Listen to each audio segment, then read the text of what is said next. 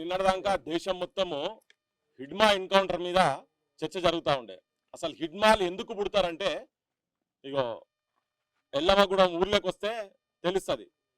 భూస్వాములు వాళ్ళ అరాచకాలు, రాజ్యాన్ని నడిపించి రాజ్యాంగ రక్షణ చేసేటువంటి రాజకీయ వ్యవస్థ రాక్షసుల చేతులలో, కోమటిరెడ్డి వెంకటరెడ్డి అనే ఒక రాక్షసుని చేతుల్లో అటువంటి వాళ్ళ చేతులలో ఉంటే హిడ్మాలు పుడతారు. సో హిడ్మాలను ఎన్కౌంటర్ చేయంగానే అంత శాంతి ఏమి ఉండదు. ఇక చూడరు ఈ ఊర్లో అంటే ప్రపంచంలో అతిపెద్ద ప్రజాస్వామ్య దేశం అని చెప్పుకుంటున్నటువంటి దగ్గర ఒక దేవత పేరు మీద ఉన్న ఊర్లే ప్రజాస్వామ్య వ్యవస్థ ఏడుస్తున్నది ఒక తల్లి రూపంగా. ఇక్కడ కనీసం నామినేషన్ వేయలేనటువంటి దుస్థితిలో దేశ రాజకీయ వ్యవస్థ, భారతదేశంలో ఉన్నటువంటి పల్లెల్లో ఉన్నటువంటి ఒక తల్లి అరణ్య రోదనం అవుతున్నది. 2 పిల్లలను కన్న తల్లి కనీసం ఒక సర్పంచ్, అది కానూను ఇచ్చినటువంటి దానికి, రాజ్యాంగం ఇచ్చినటువంటి హక్కు నెరవేర్చేందుకు నామినేషన్ వేస్తే భర్తను సచ్చడో బతుకుతాడో అనే స్థాయికి తీసుకుపోయేటువంటి వ్యవస్థలో బతుకుతున్నాం మనం. కత్తులు పెట్టాడు, అట్లా పక్కల కత్తులు పెట్టి ఇన్నటోళ్ళు ఎవడన్నా రాజకీయ నాయకులు ఎవడన్నా ఉంటే మీకు నిజంగా బుద్ధి సిగ్గు శరం ఉంటే నేను ఇలా కులాలు పార్టీలు గిట్లు ఏం మాట్లాడతలేము. ఒక కిరాతకుడు అత్యంత నీచుడు, అంటే ప్రజాస్వామ్యాన్ని అపహాస్యం చేసేటట్టుగా కత్తులతోటి పెట్టి సంపుతమని బెదిరించే స్థాయిలో, అది పోలీస్ స్టేషన్లకు పోయిన తర్వాత కాకి బట్టలోళ్ళు కనికరము లేనోళ్ళని విన్నాము కదా. ఈ కనికరం లేనటువంటి చదువుకున్నటువంటి వాళ్ళు వీళ్ళు చెంచాలై బ్రోకర్లై పోలీస్ స్టేషన్లకు పోయిన తర్వాత కూడా పెద్దలతో ఎందుకు రా నువ్వు పంచాయతీ పెట్టుకుంటావు, నువ్వు బచ్చగానివి, నువ్వు ఎందుకు పంచాయతీ పెట్టుకుంటావు, వాళ్ళ కంట్ల పడకు బిడ్డ, నువ్వు సంతకం పెట్టిపో తెల్ల కాగితం మీద అని చెప్పని పోతే ఒక వీరనారి లెక్క, ఒక సమ్మక్క లెక్క, ఒక సారక్క లెక్క, సాకలి ఐలమ్మ లెక్క, ఈ ప్రాంతంలో పుట్టినటువంటి ఉమ్మడి నల్గొండ జిల్లాలో పుట్టినటువంటి బెల్లి లలిత లెక్క ధైర్యం చేసి నామినేషన్ ఇచ్చింది కదా. ఈ తల్లిని చూసి పెట్టేందుకు వచ్చినాం, ఈ అక్కను చూసి పెట్టేందుకు వచ్చినాం. వీడికైతే మేము ఇక్కడికి వచ్చినాక నిజంగా అమ్మ తెలంగాణ మొత్తం నీకు చూస్తున్నది. తెలంగాణలో ప్రతి ఆడబిడ్డలు ఇగో ఈ చైతన్యం కావాలి, ఈ చైతన్యం కావాలి. బరాబర్ ఈ ఊరి ప్రజలకు మొత్తం చెప్తున్నా, మీరు ఆత్మాభిమానంతో ఉండి ఒక దుర్మార్గుని ఇట్లయితే రాక్షసులను దేవతలు చంపితే ఎట్లయితే దేవతలు అయినరో అట్లా మీ ఊర్లో ఒక దేవత లెక్క తన ఇలా పుట్టింది, ఇక్కడ ఎదురు తిరిగింది. మీరందరూ మూకుమ్మడిగా మీరు ఏం చేస్తారో ఇళ్ళలో ఏముంటుందో ఏందో కానీ ఓట్ల కాడికి వచ్చినప్పుడు మాత్రం ఓట్లేసి గెలిపిస్తే ఇటువంటి వాళ్ళకు బుద్ధి వస్తుంది. అమ్మ నువ్వు కూడా ఈ దుర్మార్గుడు సందీప్ రెడ్డి, ఇంకా పాశం రామరెడ్డి అట, ఆయన ఇంట్లో కూర్చొని అరే నువ్వు జెడ్పీటీసీ బొల్లా వెంకటరెడ్డి వీళ్ళందరికీ అసలే ఆ వెంకటరెడ్డి అంటోనికి నరాల వీక్నెస్ ఉండి వాడు భుజాలు ఇట్లా అంటాడు, చక్కగా నిలబడ కూడా రాదు మనకి. అసలు అటువంటి వాడు వచ్చి అరే నాయన ఈ టెన్షన్లని పెట్టుకుంటే ఆయనతో నరాలు బలికి చచ్చిపోతావు. రాజగోపాల్ రెడ్డి పేరు చెప్పినట్టు ఇక్కడ పోయే కాడ ఆయన పిఏ అని చెప్పి రాజగోపాల్ రెడ్డి కదా, ఆయన ఇద్దరు అన్నదమ్ములు దొందుతుంది. అది మీ అరాచకాలైంది, నాకు అర్థమైతే లేదు. ఇదెక్కడ కథ? ఆ మనిషికి కూడా ఎవరికైనా రాజకీయ వ్యవస్థ ఆధిపత్యాన్ని చలాయించేటువంటి ఆలోచన ఉన్నటువంటి ఈ అహంకార రాజకీయ వ్యవస్థలో ఈ కోమటిరెడ్డి వెంకటరెడ్డి అనే వ్యక్తి ఎంబడున్నటువంటి వాళ్ళు కేవలం ఆధిపత్యం.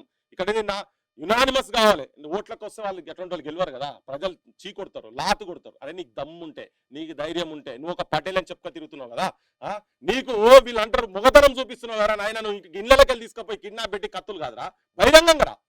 నువ్వు హైదరాబాద్ లో మాట్లాడతావా, నువ్వు ఏడ మాట్లాడతావు చెప్పు. నీ ముఖ్యమంత్రి చెప్తున్నారు అరే గొల్లోళ్ళు మంచిగా ఉంటే హైదరాబాద్ శాంతిగా ఉంటుందని చెప్పని. ఇడెవడు కొట్లాడలేక కాదు, హింస చేయలేక కాదు, మీ అసంటోళ్ళ హత్యలు చేయలేక కాదు, దమ్ము లేక కాదు, మాకు రాజ్యాంగం మీద నమ్మకం ఉన్నది. తుపాకులు ఉట్టిగా బట్టి నక్సలైట్లు కాలే, నీ అసంటి దుర్మార్గులు చేపట్టే హిడ్మాలు పుట్టిరు ఈ దేశంలో. భవిష్యత్తులో పుట్టకుండా ఉండాలంటే ఈ రాజకీయ వ్యవస్థలు ఉన్నటువంటి వాళ్ళని కూడా చంపిరు వాళ్ళంతా. సో మేము శాంతి కోరుతున్నాం. కళాన్ని నమ్ముకొని ఒక పంతులమ్మ టీచర్గా తన టీచరు భర్త కూడా చదువుకొని ఉండి వాళ్ళ హక్కుల గురించి ప్రజల హక్కుల గురించి ముంగడికి వచ్చి నిలబెడతా అంటే రాజకీయ వ్యవస్థల కనీసం సర్పంచ్ కానీ అనేటువంటి దుస్థితి ఉంటే యావత్ మహిళా జాతి కాదు తెలంగాణ మొత్తం దేశంలో ఉన్నటువంటి ఆడబిడ్డలకు మొత్తం ఇది అవమానము. ఇది ఉట్టిగా వదిలిపెట్టేది లేదు. కోమటిరెడ్డి వెంకటరెడ్డి ముఖ్యమంత్రి, నువ్వు ఈ సదర్లకు సంబరాలకు పైసలు ఇచ్చుడు, గొర్రెలిచ్చుడు, బర్లిచ్చుడు కాదు. ఇగో రాజకీయ చైతన్యం నువ్వు సదర్లో వచ్చి మీటింగ్ లో చెప్పినావు కదా, మేము రాజ్యాధికారంలో కూడా భాగం ఇస్తామని తను వచ్చి ముంగడ కొట్లాడుతుంది కదా. నీ కోమటిరెడ్డి వెంకటరెడ్డిని బర్తరఫ్ చేస్తావా? బహిరంగంగా చెప్తున్నారు వీళ్ళు, బహిరంగంగా చెప్తున్నారు. లేదు ఏ టవర్లకు ఎక్కడెక్కడ వీళ్ళు పోయినరో ఆ సిగ్నల్ బయటికి నువ్వు ఎట్లాగో కేటీఆర్ తో కాంప్రమైజ్ అయినావు దాంట్లో టెలిఫోన్ స్కామ్లల్లా. ఇప్పుడు ఇది ఏ పోలీస్ స్టేషన్ ఎక్కడెక్కడ తిప్పిండ్రో వీళ్ళు నిజం చెప్తున్నారా అబద్ధం చెప్తున్నారా జనం చెప్తారు. వీడికి మేము తీసుకొస్తుంది కూడా ఇప్పటికి కూడా ఇంకా వీళ్ళకి ఇప్పటికే 10 మంది పోలీసులు కావాలి. మేము పొద్దుగాలు వస్తుంటే 15 కార్లు వస్తున్నాయి. ఎమ్మడ ఎవడో మంత్రో ఎవరో మాకు తెలియదు కానీ ఎస్కాట్లు 15 ఎస్కాట్లు మొత్తం పైసలు ప్రభుత్వం పైసలు ఇవన్నీ ఈడ సాగు బతుకులో ఉన్నామని చెప్పి ఎస్పీని కలిసిన తర్వాత కూడా ఇప్పటిదాకా కూడా ఇప్పటికి 2 రోజులు అయిందమ్మా మొన్న కదా ఇది మూడో రోజు నువ్వు కనీసం సెక్యూరిటీ కూడా ఇవ్వలే రేవంత్ రెడ్డి అంటే నువ్వు కూడా ఇప్పుడు ఈమెను చంపాలి భర్తను చంపాలి లేకపోతే పిల్లలను అనాథాలు చేయాలి ఇదే ప్లాన్ అనేది రేవంత్ రెడ్డి ముఖ్యమంత్రి ఇగో చూడు వాళ్ళ ఇల్లు చూడు వాళ్ళ పరిస్థితి చూడు వాళ్ళు ఎట్లున్నారో చూడు వాళ్ళు ఎంత దయనీయమైన స్థితిలో ఉన్నారు చూడు ఎస్పీని కలిసిన తర్వాత కూడా డీజీపీ గారు వారికి కూడా చెప్తున్నాం హోంమంత్రి రేవంత్ రెడ్డి ముఖ్యమంత్రి రేవంత్ రెడ్డికి చెప్తున్నా ఏంటంటే వీళ్ళకి వెంటనే నువ్వు సెక్యూరిటీ పెట్టి ఇక్కడ పికెట్లు పెట్టి నువ్వు హిడ్మా ఊర్లో విభర్తిలో క్యాంపులు పెట్టినావు కదా ఇప్పుడు రాజకీయ వ్యవస్థను రాజ్యాంగాన్ని కాపాడేటువంటి డెమోక్రటిక్ రైట్ ఏదైతే ఇచ్చిండ్రో ఈ ఊర్లో నువ్వు క్యాంప్ పెట్టి ఫెయిర్ ఎలక్షన్స్ జరుపు నీకు నిజంగా కూడా ఈ దేశంలో ఈ హింసను మొత్తం మటుమాయం చేయాలంటే తనకు వెంటనే సెక్యూరిటీ కావాలి సెక్యూరిటీ ఇమ్మీడియట్ గా సెక్యూరిటీ ఇవ్వాల్సిన అవసరం మేము నల్గొండకి వెళ్ళి వాళ్ళని పట్టుకొని రావాల్సి వచ్చింది ఊరికొస్తే ఏడ చంపుతారు నువ్వు సెక్యూరిటీ ఇయ్యి లేకపోతే ఇది మొత్తం రాష్ట్రంలో రాసుకుంటది మీరు చెప్పేటని బూటకం మీ మాటలు ముఖ్యమంత్రి రేవంత్ రెడ్డి నువ్వు చెప్పే మాటలన్నీ బూటకం ఇదంతా అరే ఎట్లా సిగ్గున్న ఆదరణ మీకు అసలు నాకు అర్థం కాదు మీకు మీ పిల్లలకు మీ వ్యవస్థకు మొత్తము పాలు పోసి మీ పిల్లలకు పాలు ఇచ్చేటువంటి కులము